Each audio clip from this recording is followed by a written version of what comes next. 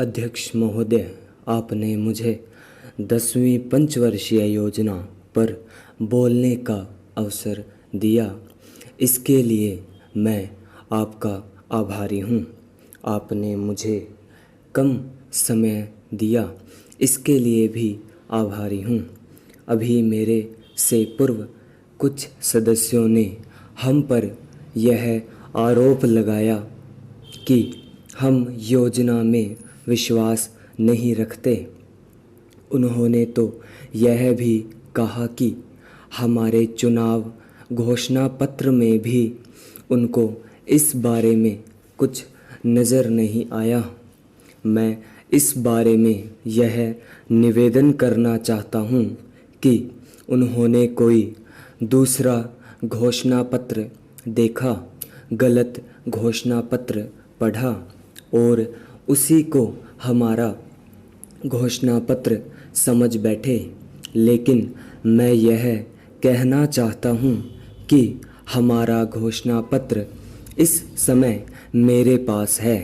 इस घोषणा पत्र में हमारी घोषणा में योजना के बारे में स्पष्ट रूप से कहा गया है कि हम योजना पर विश्वास रखते हैं, लेकिन ऐसी योजना पर विश्वास नहीं रखते जो जनता के दुखों को दूर नहीं कर सकती, जो जनता के कष्ट दूर नहीं कर सकती। आज तक जितनी भी योजनाएं बनाई गई है, जिन्हें हम पहली पंचवर्षीय योजना, दूसरी पंचवर्षीय योजना और 10वीं पंचवर्षीय योजना आदि कहते हैं, और उन योजनाओं में हमने जो कुछ निर्धारित किया, उनसे हम जनता के दुखों को दूर नहीं कर सके और जनता के कष्ट दूर नहीं हुए। इन योजनाओं के परिणाम भी हमारे सामने हैं।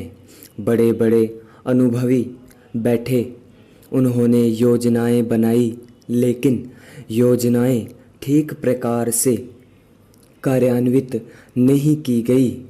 उन योजनाओं में काफ़ी दोष थे, जिसके कारण ये योजनाएं लोगों के दुखों को दूर नहीं कर सकी।